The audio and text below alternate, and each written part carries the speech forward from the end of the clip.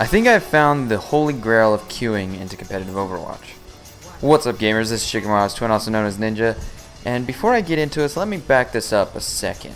So about a week ago, my buddy Victor needed to finish his placement matches in competitive play.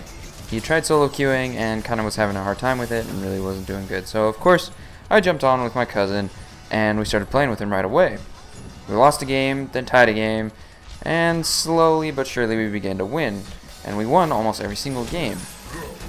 This was kind of surprising. I had been doing about 70% loss rate when I was double queuing with my cousin, and when I switched over to with Victor, we began doing almost 80 to 90% victory. So I began to do some experiments and found some interesting things out.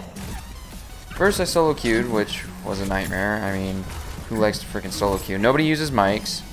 And if they do, they're really toxic and really rude, and you just, ugh. So, after doing as much of that as I can handle, I switched to a quad queue. Now, you're probably like, well, why don't you do double queue? I've done enough double queue, I know what double queuing is like. And triple queue is, like, the main point that I want to make about this video, so I'm not going to do more triple queuing. So, I tried quad queuing. And things were okay. I mean, with a quad queue, we usually got into a queue for a game for about 3 minutes, so it would take forever for us to find a game, and then I would get kind of impatient, so I'd back out, and then I would jump back in to try to find a game for competitive, and it would plop us into a game within like 15 seconds, and we would usually come up against like a 6-man team, and we would have 2 randos on our team, and at that point we're gonna lose because of course the 2 randos are at the same level that we are, but obviously aren't gonna be able to communicate with us, which then means we can't coordinate ults and all that other stuff. I then tried the 5-man queue and kind of got the same results. I couldn't communicate with the extra on our team, and we were usually getting into a 6-man queue against us. Finally, we tried the 6-man queue, and we did okay winning. I mean, about 60% of our games we won. I mean, it's alright. You can climb that way, but it feels really slow. So the next day, I tried to do the triple queue again. And, of course, I jumped back on with my cousin and Victor. It was just the 3 of us, and we played about 8 games that night, and we only lost 1. So out of the 8 we played, we lost 1. So that's like a 90% win rate. It was ridiculous. And so the next night I tried doing that again, and the same thing kind of happened, and we started climbing back up because we had dropped really low during our double queue. I mean, we probably played 15 games and we lost 14 or 13 of them. It was ridiculous. It was really bad, and it was just terrible. So then I kind of started thinking about it, and I kind of came to a couple of conclusions about why this was working so well. And I think it's twofold. One, Overwatch wants to put you into a game as equal as possible. So if you are queuing with a 3-man team, they're going to try to put you in with another 3-man team that are at the same level with 3 randos on the other side and 3 randos on their side.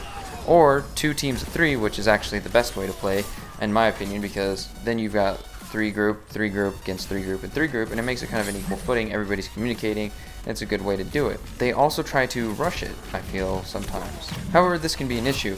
If the game is taking too long to plop you into a game, it'll just throw you into one. So if you're in a queue for like a minute and a half, 3 minutes, it's going to say, screw it, we need to find somebody for these guys to play against, or else they're going to get bored and quit playing our game, so plop them in here. There's, you know, they've got to play against a 4-man team, and they're only 3, but they can, at least they're playing.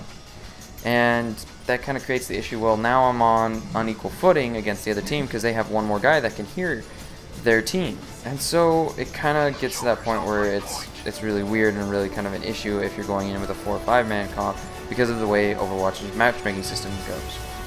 But if you have a 3-man comp, it kind of helps a lot. First off, it gives you a lot of control over the team because no matter how hard you spam the group up button to your teammates, they will ignore it and just trickle in and die. They don't care. They're just like, I'm gonna go, I get played the game, yay, played the game. And you're like, alright, well, shit, now I gotta follow you in there and hope to keep you alive because you're not gonna sit here and help us. But if they see 3 out of the 6 guys standing together waiting for the other 3 to group up, they'll be like, hey, maybe I should group up with them, and maybe we should time our ults a little bit better, and things kind of start to flow.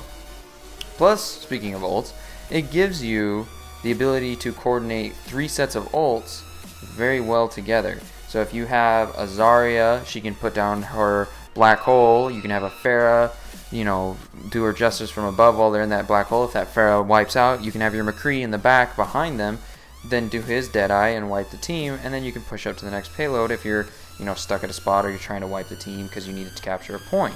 No, don't get me wrong, 6-man is always going to be the way to go if you can get your 6 together.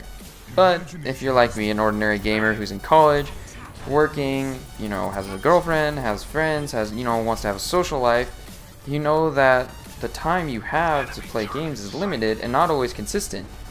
You're never going to be able to get on at the same time your buddy on the East Coast and your buddy on the West Coast are if you're living in the middle of the country or on the other side of the world from somebody. So a triple man queue, I think, is kind of the butter zone or the holy grail because it's really easy to get 2 friends on. You know, if you have 2 of your buddies who you know are going to school with you or working with you, you can always get them on. That will allow you to get on and have a good chance to climb the competitive ladder, and it will allow average gamers like me to play with their friends, which is always more fun than solo queuing, but also give us, you know, a chance. It gives you an ability to climb at a steady rate, and a lot steadier of a rate than if you solo or duo queue, in my opinion. But let me know in the comment section what you guys think. How many guys do you enjoy having in your queue on a regular basis? I mean, is it 5? Is it 6? Do you do a double queue? Do you solo queue? Let me know.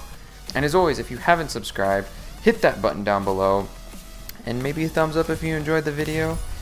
Maybe a share if you want to help me grow a little bit. I always appreciate that. But thank you guys so much for watching, and I will see you all next time.